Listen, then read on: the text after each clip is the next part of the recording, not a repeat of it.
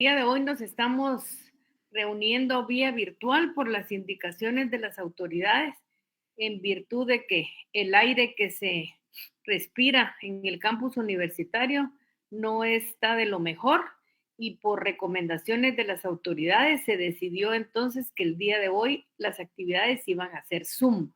Yo les pido que estén pendientes para el día de mañana y para el día jueves y el viernes a ver cómo se van a ir dando los acontecimientos, porque el día de hoy es que será vía Zoom, no sé si mañana pues esto cambiará.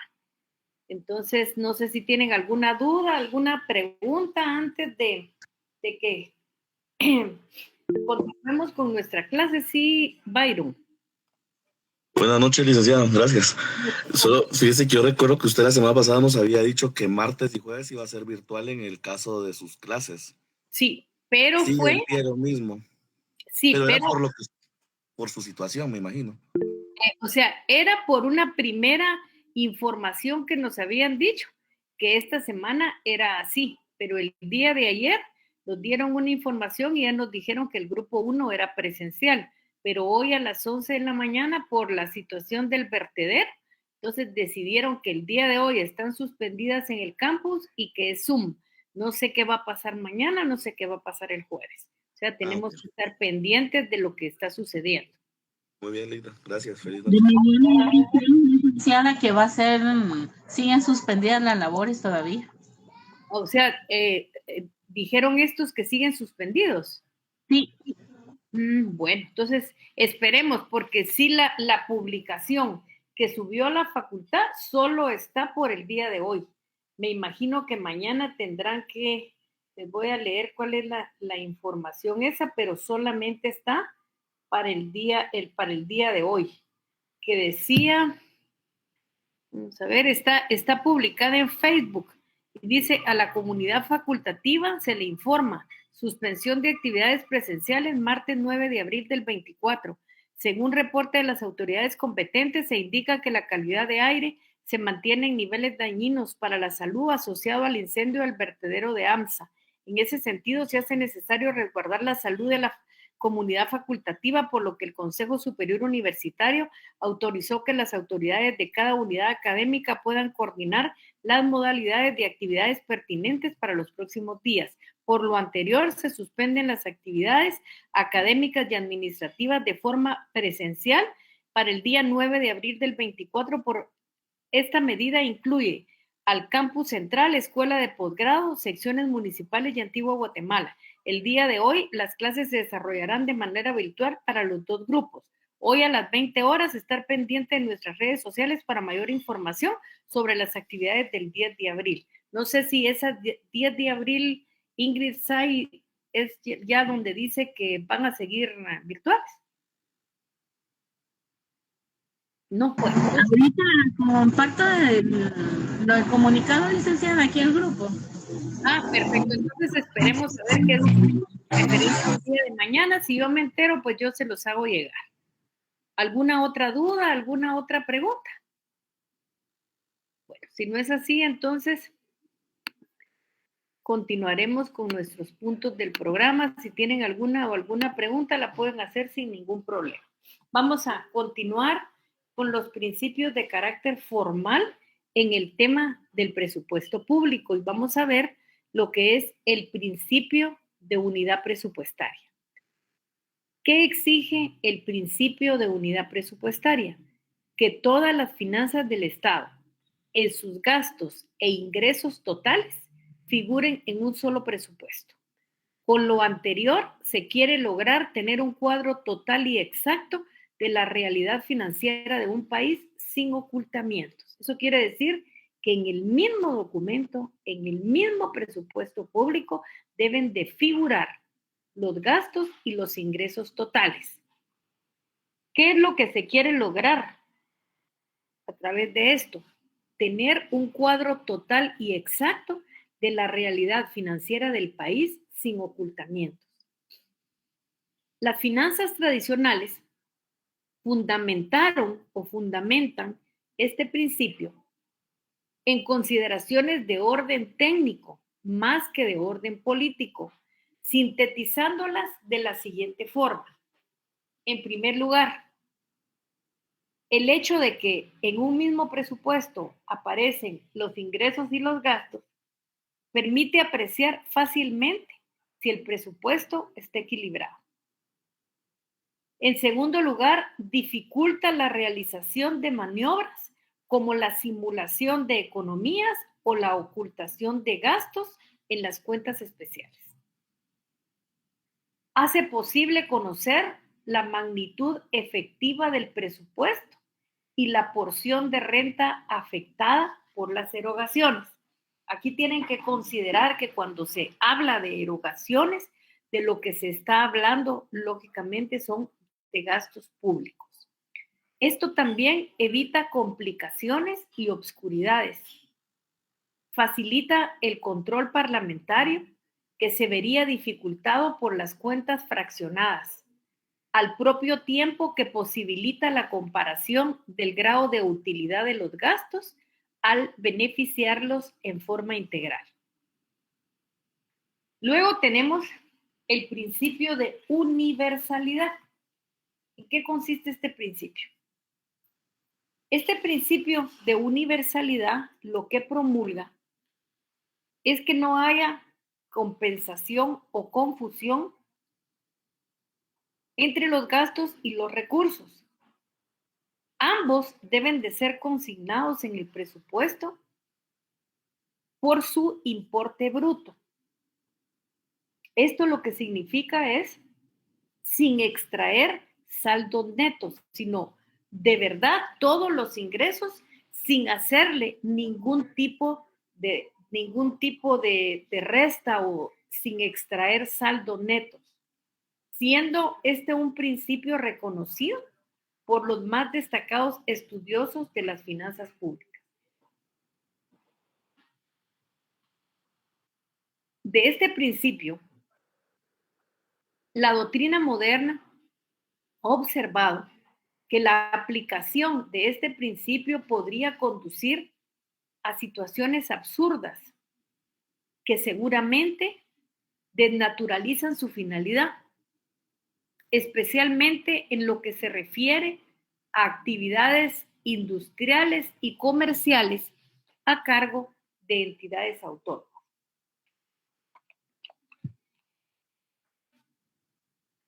El otro principio es el principio de no afectación de recursos. Este principio tiene por objeto que determinados recursos no se utilicen para la atención de gastos determinados.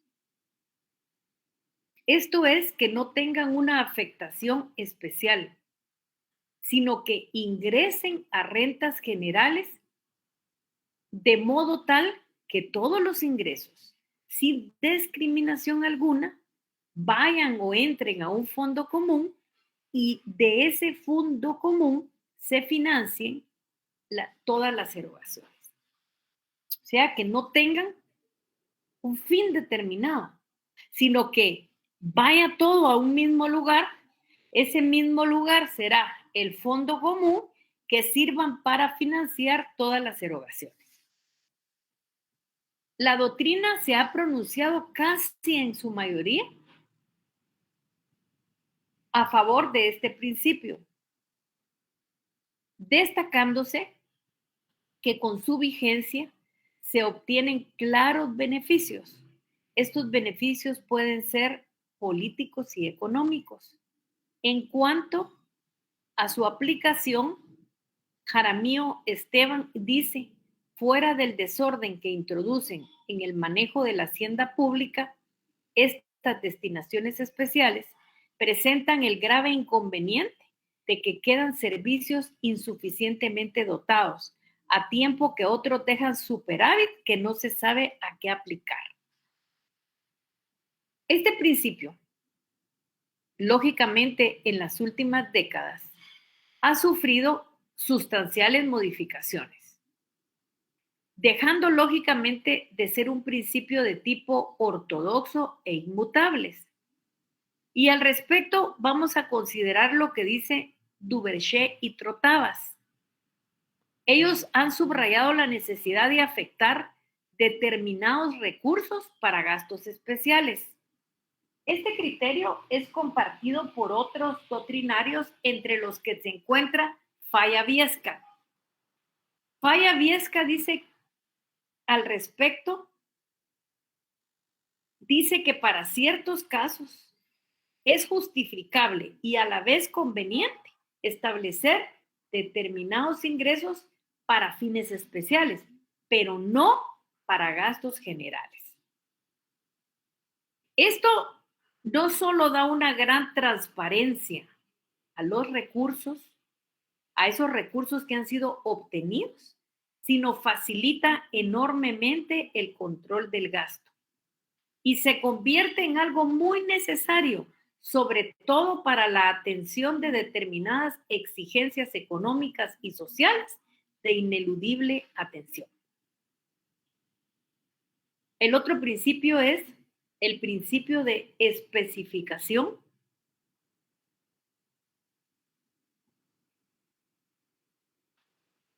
Permítanme un momentito.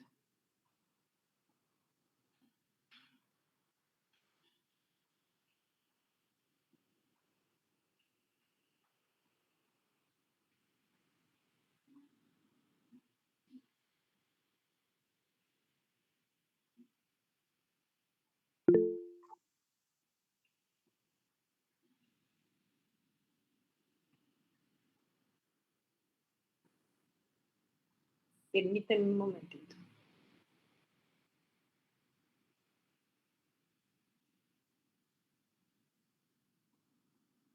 Bueno, entonces, si alguien activó el micrófono, disculpen.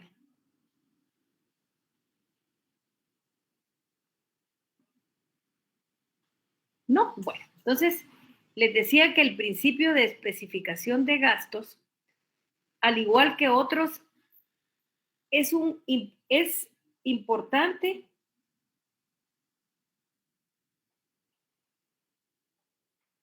Permítanme.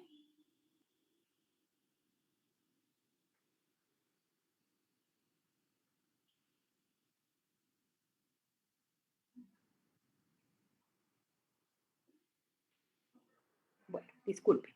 Yo les decía que el principio de especificación de gastos, al igual que otros, es una importante conquista del Parlamento francés, que fue alcanzada en el siglo XIX, mediante el cual se impone una limitación al Ejecutivo. Esa limitación al Ejecutivo va dirigida fundamentalmente a la administración de los gastos públicos, encontrándose este principio incorporado hoy en día a las prácticas presupuestarias de casi todos los países. Conforme a este principio de especificación de gastos, la sanción parlamentaria no debe traducirse en sumas globales libradas a la discrecionalidad de la administración, sino que debe consistir en importes detallados para cada tipo de erogaciones. Esto implica que cada servicio debe de tener su denominación y su partida correspondiente. ¿Esto con qué objeto? ¿Con qué finalidad? Para poder atender el gasto que demanda, lográndose que mientras más se dividan y discriminen los gastos públicos, mejor limitada queda la esfera de acción fiscal del gobierno y más facilidades hay que llevar a cabo para la fiscalización del presupuesto.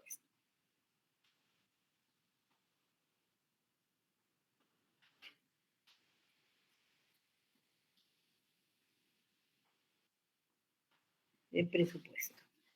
Es importante aquí agregar que tratadistas como Manuel Matus Benavente dice que a esos principios presupuestarios que hemos visto hay que agregarle dos principios que hoy por hoy son fundamentales. Y estos principios son los principios de veracidad y el principio de publicidad del presupuesto. ¿En qué consiste este principio de veracidad? Este principio exige que en el cálculo de los ingresos se consignen solo las sumas que verdaderamente o que verosímilmente puedan esperarse hayan de fluir las arcas fiscales, sin que sea lícito abultarlas para presentar un financiamiento aparente de presupuesto o reducirlas, y esto con el objeto de obtener un superávit al final del ejercicio. Entonces, lo que se busca con este principio es que se diga la verdad. Si se tienen pocos ingresos, que se consignen pocos ingresos. Si se tienen muchos ingresos, que se ponga la realidad para que no se aparente en el funcionamiento del presupuesto, sino que por el contrario, se consigne lo que verdaderamente refleja la realidad financiera del Estado. Este principio de veracidad es importante porque de la verdad, de la veracidad de los datos incluidos en el presupuesto, depende el resultado que de éste se obtenga. Y por último está el principio de publicidad. Hoy por hoy este principio está plenamente demostrado. Casi todo es público, hasta las cosas que no debían ser públicas y que muchas veces son la vida personal de las personas. Pero se ha globalizado todo, las redes sociales han contribuido a que todo sea público y que lógicamente al ser público todos nos enteremos básicamente de lo que está sucediendo. En cuanto al principio de publicidad, la gran parte de tratadistas que han estudiado este tema lo estudian, pero no le dan la característica de principio, indicando que la publicidad del presupuesto público es un hecho indiscutido, pues actualmente su publicidad es real y efectiva.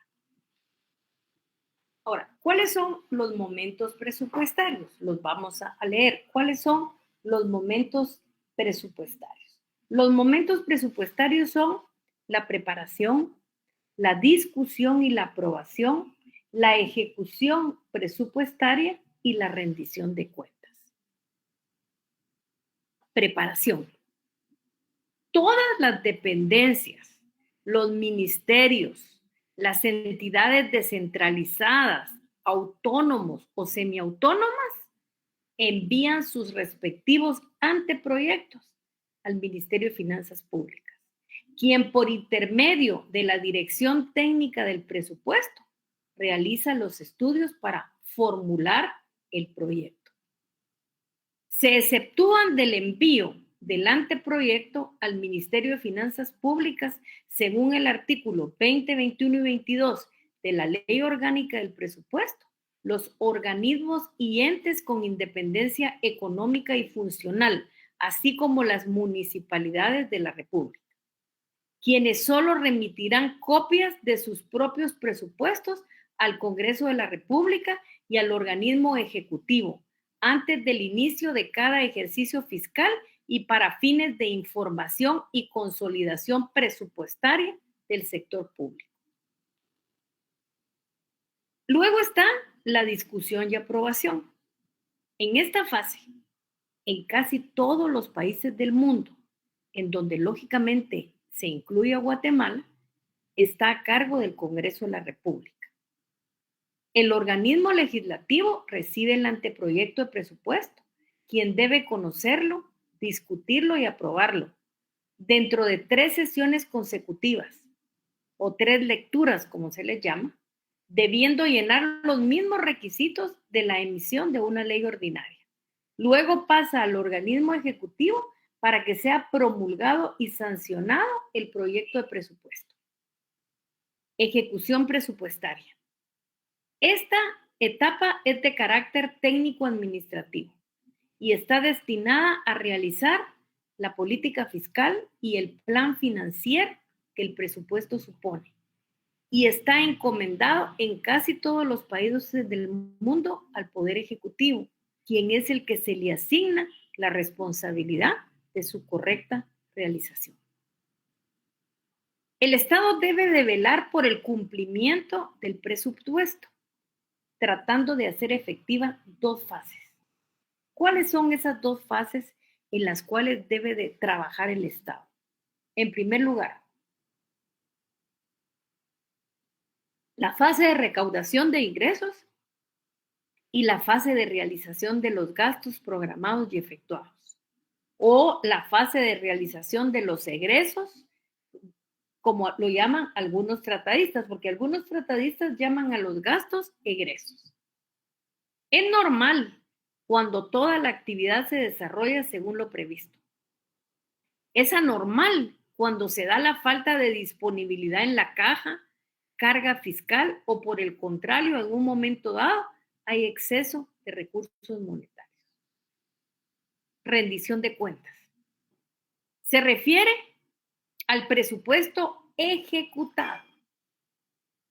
Lógicamente se refiere al presupuesto del año pasado, que todavía lógicamente está en el proceso de pago o de rendición de cuentas.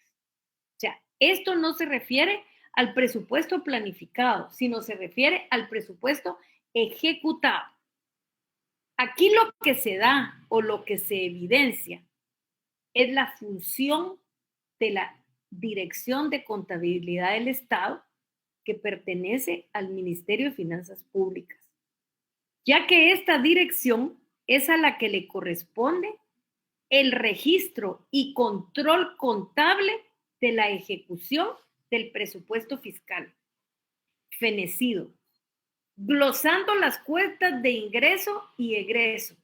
También la Tesorería Nacional, que es la encargada de controlar los fondos y valores públicos, debiendo hacer los pagos de toda la administración. Control y fiscalización del presupuesto. Son 3 las formas de control del presupuesto público y son control político, control administrativo y control técnico financiero. ¿Cuál es el control político? El control político es el ejercido por los diferentes partidos políticos que están representados en el Congreso de la República. Porque recuerden ustedes que los diputados participan en una actividad política y en el Congreso representan a sus respectivos partidos. Y se refiere a todas las manifestaciones públicas que pueden hacer los diputados a representantes de las instituciones de derecho público sobre el buen o mal uso de los fondos públicos. Y aquí tenemos nosotros la figura de la interpelación, que está regulada en nuestra Constitución Política de la República, concretamente en los artículos 165, inciso J, 166, 167 y 168, que le pediría por favor los apunten y los lean hoy o mañana, mediante el cual un funcionario público puede ser llamado al Congreso de la República para que dé explicaciones de su función. Luego tenemos el control administrativo. Ese es el efectuado por la administración pública y se refiere a los diversos mecanismos, controles existentes en la administración pública. ¿Y cuáles son? En primer lugar, tenemos la Dirección Técnica del Presupuesto, que es una dirección que pertenece al Ministerio de Finanzas Públicas. Y esta dirección lo que está relacionado o su función principal es la elaboración del anteproyecto de presupuesto público. Luego, Dirección y Contabilidad del Estado, que es realizada con la manera que también es una dirección de contabilidad del Estado y está relacionada con la manera en que se lleva el control y se realizan los gastos. Luego tenemos la Tesorería Nacional, que es otra entidad del Ministerio de Finanzas Públicas y está relacionada con la manera en que se van a efectuar los gastos, pero específicamente cómo se van a realizar los pagos.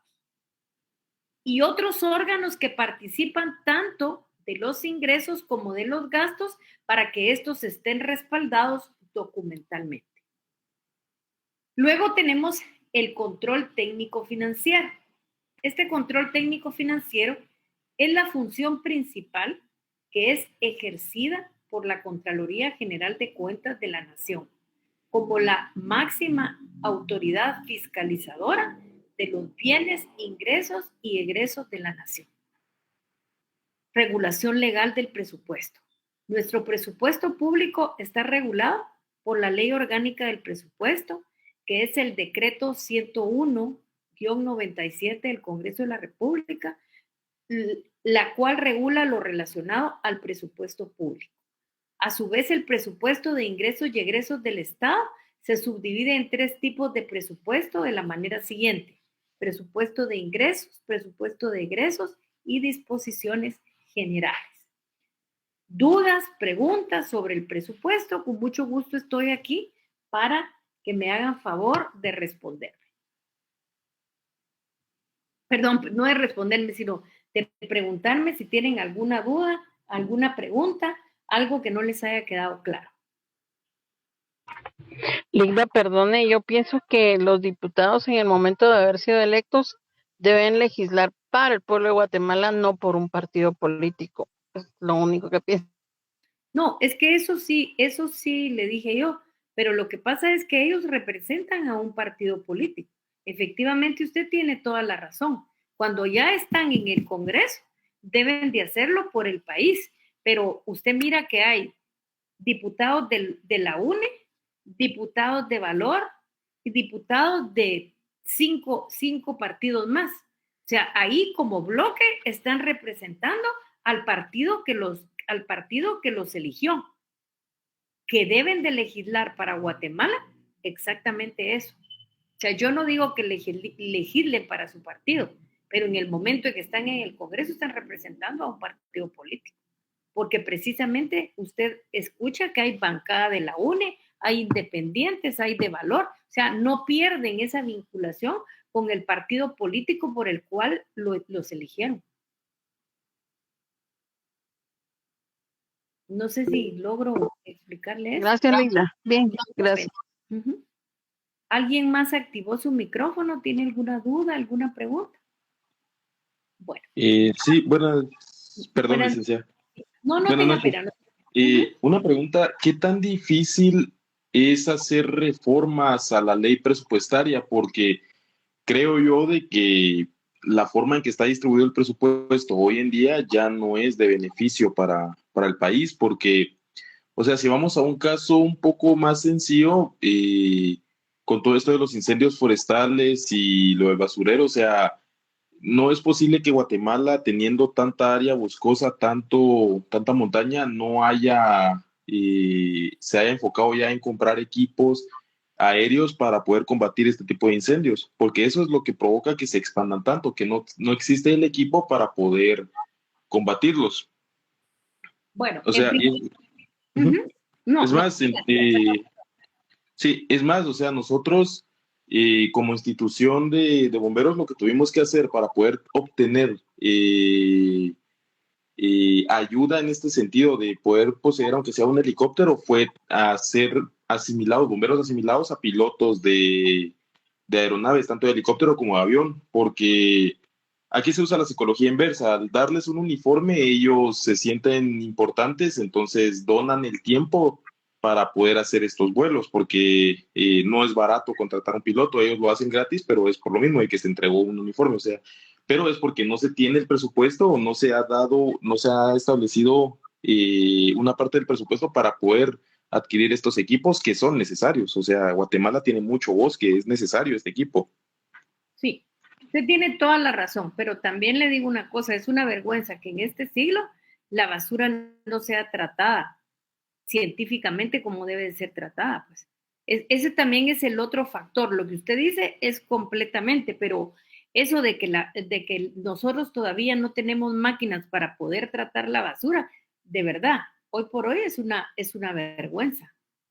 Y eso origina situaciones tan graves como esta, en donde los bomberos ponen hasta en peligro su vida por la falta de equipos. Pero desgraciadamente, la ley puede modificarse. O sea, alguien puede presentar de los que tiene iniciativa de ley y se hacen los cambios necesarios. Pero aquí el problema es que el dinero se utiliza para otras cosas, para fines personales, pero para no estos fines que son completamente importantes. Como le digo, es una vergüenza que hoy por hoy nosotros no tengamos un tratamiento de basura. Ese es el principal problema. Luego, lo que usted me dice, los incendios forestales, somos tenemos territorio boscoso, también es cierto, pero el problema es que el dinero se va para otra parte y no para solucionar los problemas del Estado. Y como usted mira muy adecuadamente, la ley orgánica del presupuesto requiere cambios y requiere cambios bien importantes. Ese es el problema, que estamos sumergidos en una gran corrupción. Como a mí me agradó mucho lo que decía la ministra de obras, no, de comunicaciones, decía gaveta, que se abre, gaveta que está podrida. Y así es toda la estructura del Estado. Si alguien levantó ahí el micrófono, por favor, ¿tiene algún comentario? Sí, buenas noches, doctora Nájera. En relación al tema, buenas noches, compañeros, a todos también. En relación al tema que está usted ahorita enfocándose, puedo percibir. El día de hoy dio declaraciones el ministro de la Defensa, donde hace constar de que está pidiéndole en alerta roja al señor presidente para poder establecer equipo, aviones, todo lo necesario para poder combatir este tipo de situaciones, principalmente lo que está pasando con el vertedero, con el de la basura. Entonces, yo creo que ahorita están empezando de una buena forma, al menos el Ministerio de la Defensa, a poder inclinar o invitar al señor presidente para que ellos también vean este tipo de problemas a futuro. Hay alguien ahí que estaba mencionando de que es cierto, hoy en día la basura ya se está volviendo hasta un negocio al reciclar, ¿va? Pero lamentablemente así es, ¿va? Si el Estado tuviera una institución grandísima para poder reciclar toda la basura y de eso sacar otros recursos, tal vez gases y todo eso, hasta para beneficio de la misma población sería ideal, ¿va? Pero es que esto es dentro del ámbito municipal. Usted sabe lo que, digamos, se emitió una ley para clasificar la basura y ¿qué fue lo que pasó? Que todos alegamos y se quedó sin efecto. Creo que es año y medio y en año y medio va a volver a venir. Lo que pasa es que la población ha crecido tanto que no son las pequeñas basuras de hace años. O sea, se necesita tener un conocimiento claro de lo que es el tratamiento de la basura. Eso es importantísimo, ¿verdad?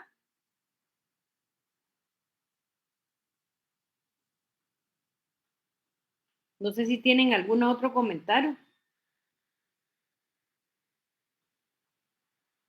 ¿No tienen algún otro comentario? El abuso de poder de esta señora que destituyeron, ¿verdad, licenciada? Porque ya había sido claro que no podían usar los vehículos y lo estaban usando para uso personal, ¿verdad? Entonces, creo que hay Bueno, otras destituciones más todavía, ¿verdad? yo lo que creo es que ya no es la única y la primera. Que hay un montón de gente que ha utilizado los carros del Estado para fines personales y eso ya debe de desaparecer. Pero lógicamente ahí la presión social y todas las redes sociales caen en esto, ¿verdad? Claro que es importante. Bueno, entonces les digo, hasta el punto número 6 es donde lógicamente nosotros vamos a evaluar para el segundo examen parcial, que si todo es como está planificado, sería el 17 de abril, que es la semana entrante, día miércoles. Hoy comenzaremos el punto número 7, pero este punto número 7 no lo vamos a tomar en cuenta para el examen parcial. Háganme favor ustedes de considerarlo. ¿Qué vamos a ver del punto número 7? El punto número 7 es gastos públicos. Ese tema de los gastos públicos, hay ciertos doctrinarios que lo denominan con el nombre de egresos. ¿Qué vamos a ver de los gastos públicos? Vamos a ver una definición, vamos a ver elementos del gasto público, vamos a ver aumento progresivo del gasto público, ciclos económicos, clasificación del gasto público y la inversión social. Aquí vamos a utilizar un manual de finanzas públicas que desarrolla el tema de los gastos públicos o de los egresos de una manera muy importante. Y es el manual que elaboró Héctor Villegas. Héctor Villegas considera que los gastos públicos tienen una considerable trascendencia, de ser la indicación más segura de la actividad que despliega cada estado.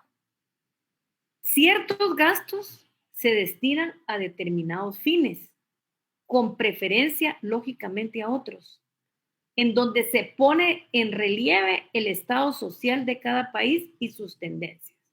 Pero lógicamente sí nosotros tenemos que saber claramente que el gasto de salud es un gasto importantísimo. Sin salud no hay nada. Sin salud, ¿de qué importa que haya mucha seguridad si no se puede dar cobertura a la salud de la población?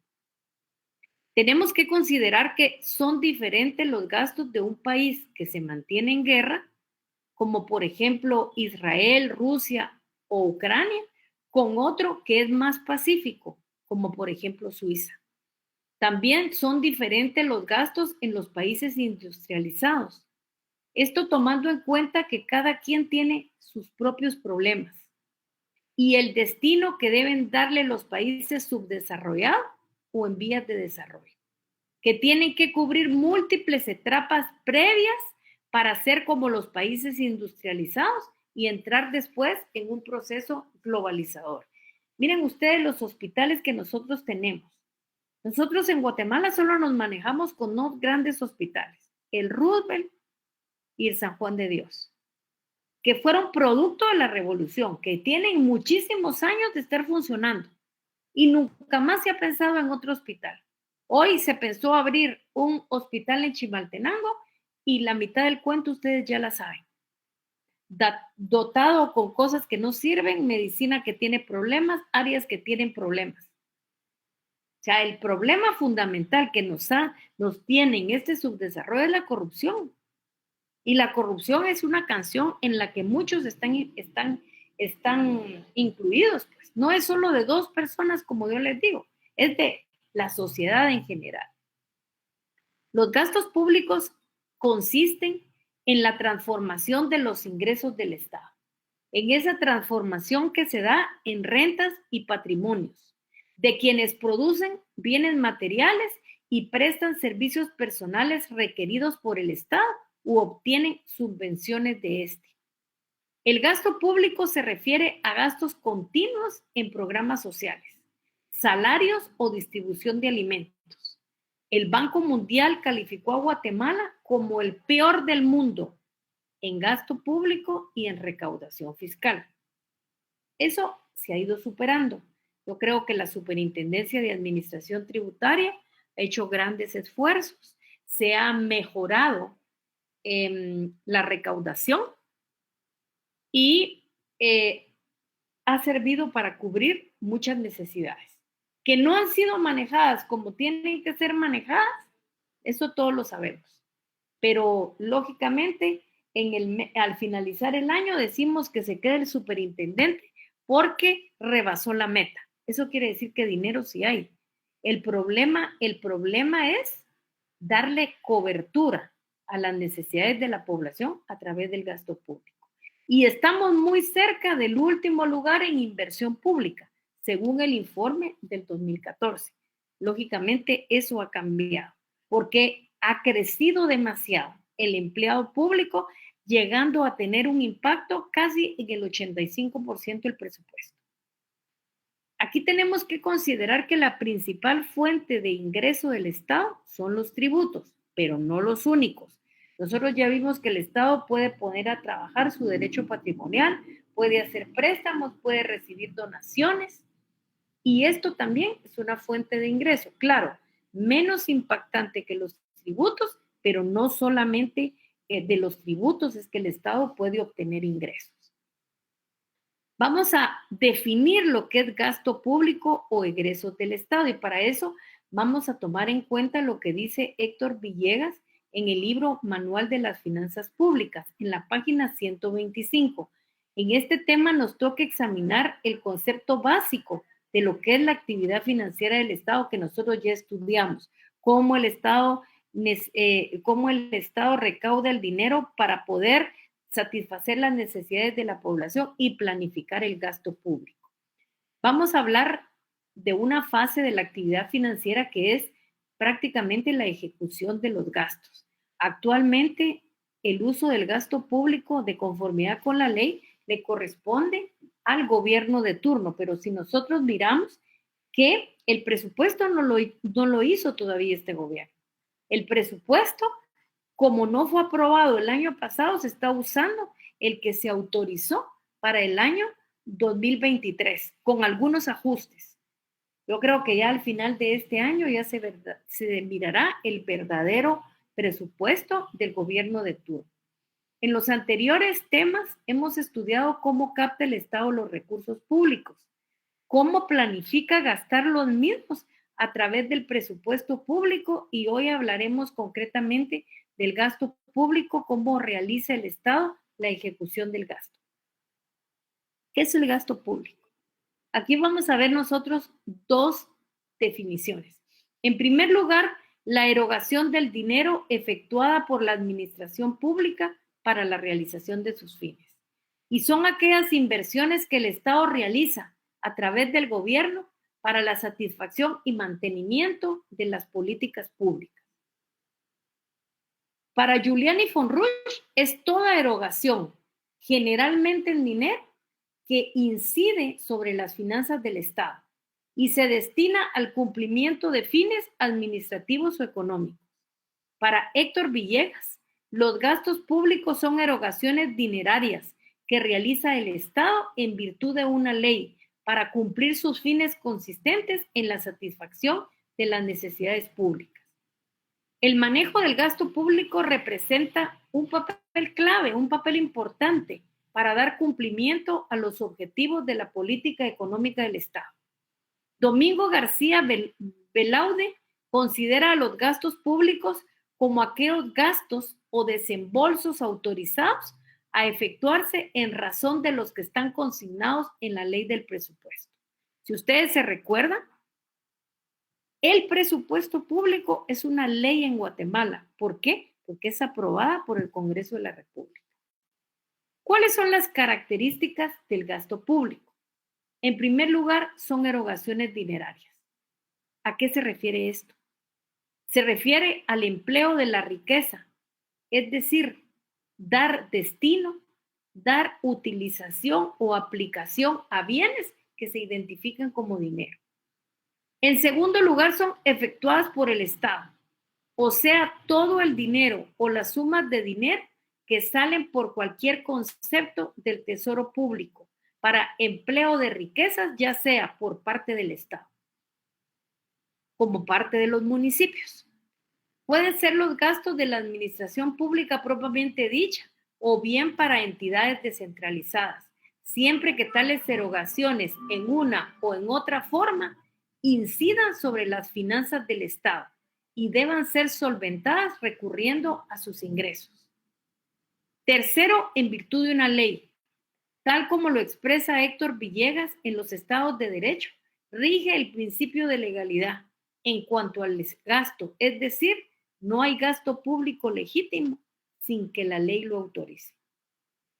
Sabemos nosotros que nuestro presupuesto público es una ley. En nuestro medio, el presupuesto público es una ley de conformidad con la ley, porque en su texto autoriza gastos e ingresos. Cuarta característica, satisfacer las necesidades públicas. Idealmente, la erogación estatal debe ser congruente con los fines de interés público, como lo es la satisfacción de las necesidades. Pero nosotros vemos todos los días noticias que alarman, que pareciera que se piensa en la satisfacción de necesidades personales, pero nunca en la necesidad de las satisfacciones públicas. Entonces, preguntémonos nosotros qué sucede con los fondos que no atienden esos fines. Y ahí vuelve a aparecer como un gato saltando la figura de la corrupción, que ya debemos de erradicarla y que todos debemos de trabajar para evitarla, porque si no, vamos a llegar a un hoyo del cual ya no vamos a poder salir. Aunque tenga fines diferentes, no dejan de ser gastos públicos, pues son realizados por el Estado con caudales públicos. Tal como Héctor Villegas lo señala en su libro Manual de las Finanzas Públicas, tiene dos especies de gastos bien diferenciados. ¿Cuáles son esos dos gastos que tiene el Estado de acuerdo a Héctor Villegas. En primer lugar están las erogaciones públicas, que comprende todos aquellos gastos públicos derivados de los servicios públicos y del pago de la deuda pública. Y las inversiones, permítanme un momentito, y las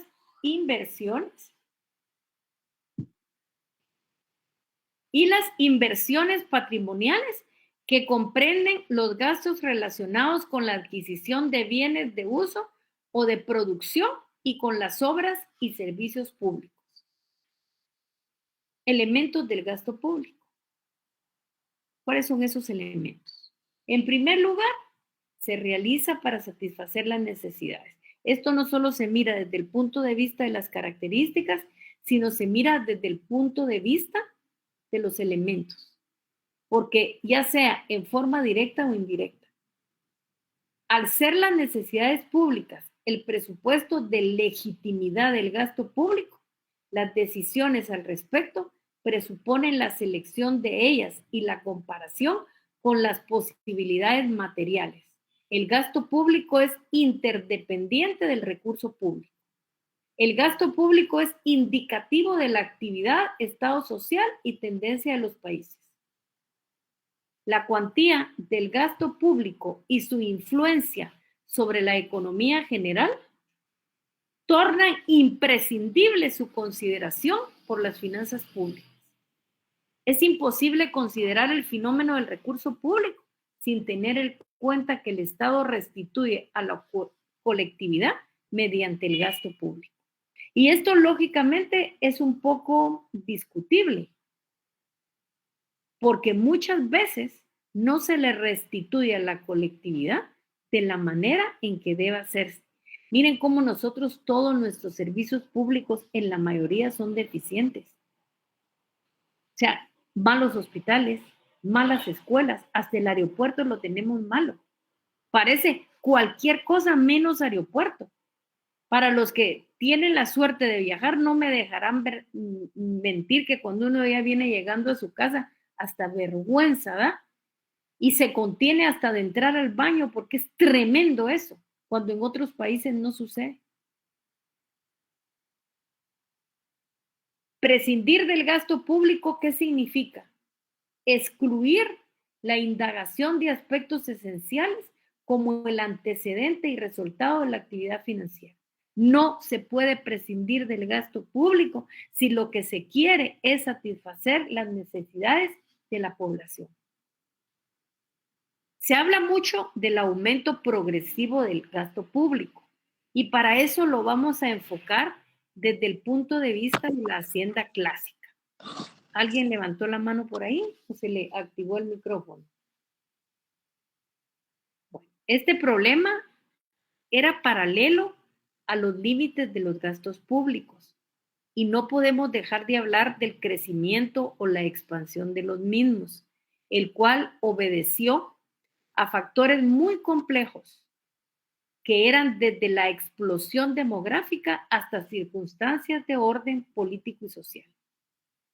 Según Mauricio Duverger, el crecimiento o expansión de los gastos públicos tiene tres causas principales. ¿Cuáles son? En primer lugar, el desarrollo de las funciones del Estado, que se debe a que las necesidades sociales pasaron a cargo del Estado al no poderlas cubrir la iniciativa privada. El Estado quiere hacer todo. Y la mayoría de las cosas que hace, las hacen malas. Recuerden ustedes que veníamos de ese Estado policía en donde el Estado solo se preocupaba de dar justicia, de dar relaciones exteriores, de dar seguridad, y lo demás lo cubría la iniciativa privada. No, pero el Estado quiere dar ahora hasta almuerzos. Malos, pero los quiere dar. ¿Por qué? Porque mientras más cosas haga, es más fácil meterse en las bolsas particulares el dinero del Estado. El progreso técnico, especialmente en materia militar. Y esto no se debe a que el Estado se encargue de la nueva función militar, sino a la transformación de las condiciones militares, sobre todo al progreso tecnológico. Ese progreso tecnológico obliga a que el Estado se haga de nuevas tecnologías para poder estar listo en cualquier momento de una guerra. La evolución de la concepción de hacienda pública, esta se debe fundamentalmente a nuevas tesis políticas y económicas que le atribuyen al Estado, una intervención más decidida en el aspecto económico y social de la nación, desapareciendo la creencia de que el Estado solo debe cubrir los servicios indispensables. Hay que tener en cuenta que en el crecimiento de los gastos públicos, que las cifras por sí solas no son suficientes para que podamos darnos cuenta de las causas de su verdadero crecimiento. Estas cifras deben de interrelacionarse con factores políticos y económicos si queremos tener una idea completa sobre su volumen. El aumento o expansión o crecimiento de los gastos públicos fue lento primero, pero es acelerado en los últimos tiempos. Y esto es un hecho de carácter mundial que obedece a diversas causas. Aquí vamos a analizar las causas. Hay causas aparentes y causas reales. ¿Cuáles son aparentes? En primer lugar está la variación del valor de la moneda, la depreciación de los signos monetarios. Esto es constante y sus efectos son experimentados por todos los países, aún los de economía más sana y en constante expansión, aunque naturalmente con intensidad variable. La evolución producida en las reglas presupuestarias que se dieron al modificar la forma de computar las erogaciones debe de distinguirse entre el crecimiento absoluto y el crecimiento relativo de los gastos, ya que estos no asumen igual significación económica ante las transformaciones territoriales operadas, el aumento de la población y el desarrollo de la producción y de la renta nacional. Si bien las cifras absolutas muestran aumento, es decir, aparentemente son mayores, su incidencia real es menor por el desarrollo de los factores enunciados. Causas reales. Gastos militares. Sin pensar en las guerras, el equipamiento de los ejércitos modernos exige inversión de sumas extraordinarias, cuya magnitud se ve incrementada por situación internacional y progreso tecnológico. En segundo lugar, expansión de la actividad del Estado. No solamente por las nuevas actividades que deben de asumir en razón de modernos conceptos en materia social y económica, sino por la expansión de funciones tradicionales tales como nuevas actividades por servicios públicos, cargas de seguridad social y organización de entidades para administrarlas, realización de obras y trabajos públicos como medios de prevenir o combatir circunstancias adversas de la coyuntura económica, necesidad de crear nuevos servicios administrativos por exigencias del aumento de la renta privada, organización de controles por la expansión de los negocios y la necesidad de amparar a los consumidores, extraordinarios gastos de urbanización originados por el surgimiento de nuevos núcleos de población y por el crecimiento desmesurado de los existentes, vivienda, obras sanitarias, energía eléctrica, gas para algunos países porque va dentro de la red de drenajes. Aumento de costos. El aumento internacional de los costos de toda clase de mercancía y servicios, agravado por la depreciación monetaria. Esto incide considerablemente en los presupuestos públicos, aparte de que el progreso técnico determina gastos antes desconocidos. ¿Cuáles son esos gastos? Nuevas instalaciones en los organismos estatales, tales como teléfonos, radios, automóviles, calefacción o refrigeración. Y aquí es donde casa perfectamente ese problema de la destitución de la ministra por la mala utilización de los automóviles y gasolina del Estado. Luego está la burocracia y presión política. La burocracia ha crecido en un 85%. y ha crecido sin hacer estudios técnicos que determinen que es necesario la contratación de más personal. Y lógicamente hay presión política o grupos o sectores con influencia política que tienden, más que todo, a satisfacer intereses particulares a costa del presupuesto del Estado. Y creo que nosotros no tenemos ni caminar mucho, ni que abrir muchas páginas, simplemente ver a nuestro alrededor y vemos que esa burocracia y presión política está desviando la satisfacción de intereses particulares a costa del presupuesto del Estado. Y de esa manera nunca vamos a salir del hoyo en el cual nos encontramos. Tal como lo señala Domingo García Belaude, hace algunas décadas se consideraba inconveniente el crecimiento de los gastos públicos, porque eso significaba apropiarse de las ideas de la hacienda clásica. Esa idea de la hacienda clásica que decía que la misma cantidad de ingresos debería de ser la misma cantidad de gastos. Que el aumento de los gastos trae como consecuencia el aumento de impuestos, porque lógicamente se necesita más dinero. En la actualidad se acepta que ciertos gastos deben de tener límites, como los de la mera administración y los gastos militares. Porque como les digo, en el caso de nosotros, los gastos de contratación de personal ha llegado al 85%. Casi todo el presupuesto del Estado se ve en eso y la inversión es muy poca.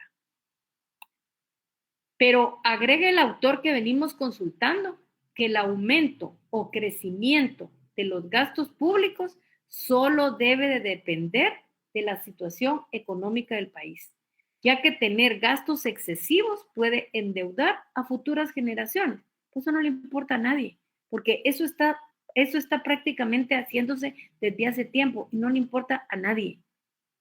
O sea, cuando nosotros nos sentamos a analizar la deficiencia que tenemos en todas partes, les digo, no les interesa a nadie. A nadie le interesa exigir más de lo que debe de exigirse. Estamos sumergidos en la comodidad, en pensar lo que me conviene a mí, dejando de pensar muchas veces como Estado. Muchas teorías implementadas por grandes estudiosos tratan de explicar el aumento del gasto, como ya dijimos, entre ellos la pérdida del valor de la moneda, el aumento de la riqueza, la compra de armas, pago de deuda pública y pensiones de jubilación, entre otras. Claro, las pensiones de jubilación hay que regularlas, porque recuerden ustedes que la pensión se paga tripartitamente. Una parte la paga el empleado y otra parte la paga el empleador. Y lógicamente esas pensiones por jubilación son más que necesarias dentro de la seguridad social del país.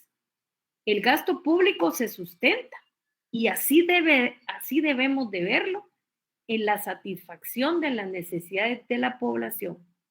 Esas necesidades son muchas, son variadas y los recursos que muchas veces son escasos sumado al aumento de la población. Las necesidades, dicen los estudiosos de la materia, deben de responder a intereses colectivos o públicos. Dudas, preguntas, comentarios, nos quedaríamos aquí. No sé si tienen alguna pregunta, algún comentario. ¿No? Bueno, entonces nos quedaríamos aquí y solo les pido un favor, estar pendiente de las noticias y si nosotros las tenemos, nosotros se las vamos a publicar. Había un comentario donde decía que qué lástima que esto lo digan tan tarde. Recuérdense que son cosas que van pasando, son emergencias y esas emergencias surgen de un momento a otro. Ustedes prepárense para los que salen en su casa. De repente piensen que puede ser clase presencial o clase en Zoom, que todavía no está todo definido, para evitarse ese tipo de problemas. Sí, Willy, usted levantó la mano. Qué bueno que ya está por aquí, Willy. Sí, muchas gracias. Solo que usted me indique, doctora, cuando ya sea en esta sección y la otra, pues se pueda proporcionar a ellos el material, ¿va? Para mándeselo que ya, por favor, mándeselo ya, ya. el material del presupuesto público a las dos secciones. Punto 6. Punto 6, si le da tiempo hoy o mañana temprano, que sería hasta donde evaluaríamos para el segundo examen parcial. Con mucho gusto. No tenga pena, Renata. ¿Alguna pregunta, comentario? Si no hay ni pregunta ni comentario, ¿qué manda? ¿Alguien habló? Gracias, Linda, por el material. No tenga pena. Entonces, si ya no hay ninguna duda, ninguna pregunta, primero Dios, nos vemos el jueves. Está por confirmar si es de manera virtual o en la facultad. Estar pendiente, entonces, pasen feliz noche. Si viven en Guatemala, vuélvanse a poner su mascarilla porque la calidad de aire no está bien y ahí vienen las gripes y los problemas bronquiales. Cuídense entonces, me da mucho gusto saludarlos. Ah, ya vio, se está haciendo. Sí está malo. Buenas noches, Linda. Vivo cerca, acá de esta cosa. Ay, Jesús. Noche, licenciada. Buenas noches, Linda. Gracias, licenciada. Linda noche. Feliz noche. Cuídense. Adiós, Dios Willy.